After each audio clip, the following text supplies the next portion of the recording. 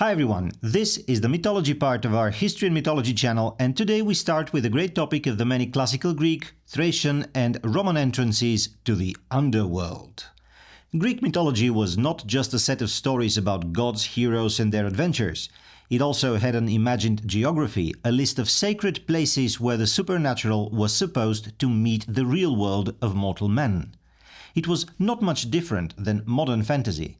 But people often believed that the contact with divine forces at such places was real.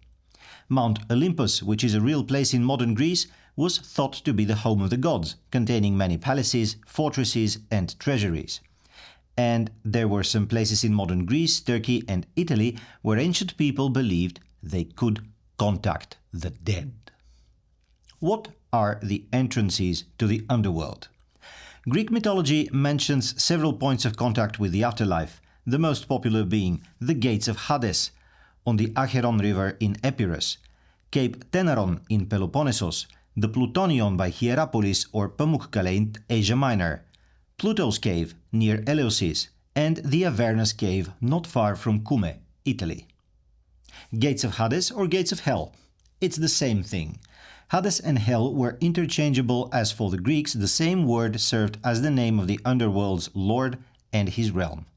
Romans called the king of the dead Dis or Pluto, and two more entrances to afterlife were related to him and his bleak domain. 1. Hades Gates. According to Greek myths, the river Acheron was where the boatman Charon waited for the souls of the dead in order to bring them forever in the next world. A surviving detail of this myth is the persisting custom of leaving coins on a deceased person's eyes. The coins served as the boatman's payment. The name Acheron means joyless, for those who cross the river shall never return on this good earth. Contrary to its name and fame, Acheron is among the merriest, most beautiful rivulets one could spot. The springs of Acheron are a popular destination attracting thousands of locals and tourists alike.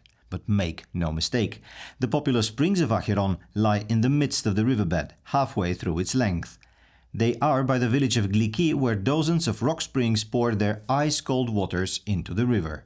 The trick is to enter the water and go against the current. 10 minutes later or so, the river becomes warmer as the cold springs appear more rarely and are not so powerful. It's quite an Instagrammable location. Everyone takes a shot there and people post pics on social media stating that these are the gates of hell. That's why an internet search could tell you this is the entrance to the underworld. Only it isn't. To reach the genuine gates of Hades, one must walk 9 more hours against the river's current or go there in a car from an entirely different starting point. If you're on the Thessaloniki-Goumenitsa highway, take the shortcut to the village of Tyria, 15 kilometers after Yanina, and keep that way some 40 kilometers to the south. Just before the village of Sistruni, you'll see where the river starts from. This place is also called the Springs of Acheron, but they are not the same place as those Springs of Acheron near Gliki. After another more 15 kilometers, the river does swiftly enter a narrow gorge. There's no path by it, and one can't simply walk over the riverbed. The only way onwards is to swim. That's precisely where, according to ancient Greeks, Charon waited for dead people's souls. Homer claimed that Odysseus had entered the underworld via Acheron, but the ancient poet didn't mean the gates of Hades. He rather had in mind a former lake, not far from the vacation resort of Amudia. The lake was drained in the 60s. Before that, it was the place where Acheron, Cocytus and Phlegeton flew. The rivers of sorrow, weeping and fire. At the lake's bank, nearby the village of Mesopotamos, the name meaning mid-rivers, the necromanteion was erected in the 12th century BC. 2. The necromanteion. Homer informs us that was whence Ulysses or Odysseus entered the underworld. This necromanteion was one of the holiest places of ancient Greece. People came here to consult the dead. Many important decisions were made only after a visit to the oracle of Apollo in Delphi or listening to the dead at the necromanteion. Such decisions would include the starting of a war or the founding of a new city. The whole of necromancy where the ancients asked their dead for advice, was the abode of Tiresias, the wisest man of Greek mythology, a blind man who saw clearly in the world of gods, ghosts and shadows, and the only human who could transform from man to woman and back at his or her own whim. Of course, we've dedicated another video on the History and Mythology channel to this intriguing mythological character. You'll find the link to it in the description below. Tiresias was a mediator between the living and the dead, and was met at other entrances of the underworld, as we'll find out. 3. The Plutonian in Hierapolis. The breathtakingly beautiful scenery of Pamukkale was wrought by a warm sky-blue rivulet coming from a nearby hill. Going down its slope, the water brings calcium carbonate, thus forming wide basins with a surrealistically blue water. The basins and the large lake on top of Pamukkale, where one can still swim among Roman-era columns, have become the reason of the founding of Hierapolis, arguably the greatest spa resort of antiquity. Rich Roman nobles believed that the waters of Pamukkale had medical value, so they traveled for thousands of kilometers to take a bath there. Some people felt an improvement. Others didn't. That's why there's a large ancient necropolis by Hierapolis, actually the longest funerary complex of the ancient world, spanning through 4 kilometers in length. As the resort was for the rich, the monuments of those who died there are nothing but magnificent. Between the theater and the great basin of Hierapolis, there's a small hole in the ground. That's the plutonian, another entrance to the underworld. Whoever approaches it dies. The explanation is quite prosaic.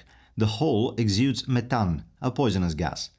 Ancients were not so great at chemistry, so they believed that sudden death happening around that hole was due to the power of Pluto, the Roman version of Hades. Approaching the plutonian is strictly forbidden even now, as it's still deadly. The nearest spotting plot lies at the safe distance of 50 meters. Another possibility to see the entrance to Greek hell is to stay on top of the ancient theater. 4. Pluto's Cave. The Eleusinian Cave of Pluto is the oldest and most venerated entrance to the classical afterlife. The sacred mysteries of Eleusis used to finish here. They were basically a long procession starting in the heart of ancient Athens and going on for several days. Many elements of those mysteries are maybe still present in Christian worship, especially during Lent. Hades, a brother to the supreme god Zeus, fell in love with young and beautiful Persephone, a daughter to the fertility goddess Demeter.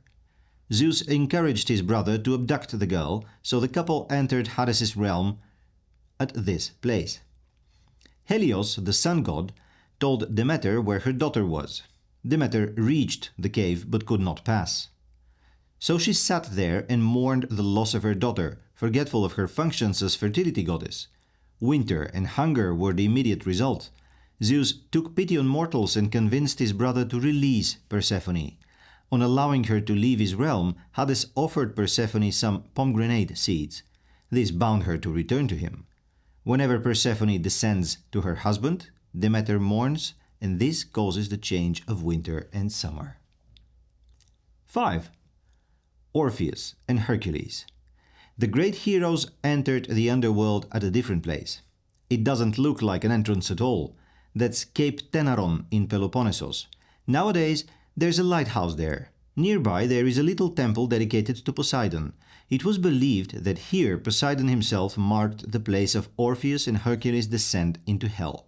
Of course, there were many places dedicated to Orpheus as a patron of inspiration, mysticism and the arts beyond modern Greece and Turkey, like in the Rhodope Mountains in the present-day country of Bulgaria, just north of Greece. 6. The Avernus Cave, Cumae, Italy. Classic writers Virgil, Strabo and Pausanias relate that nearby Naples there's yet another cave through which a still-breathing mortal could enter the kingdom of the dead. It was used by the Aeneis main hero, Aeneas, who was looking for knowledge about his future as the founder of a new city in Italy.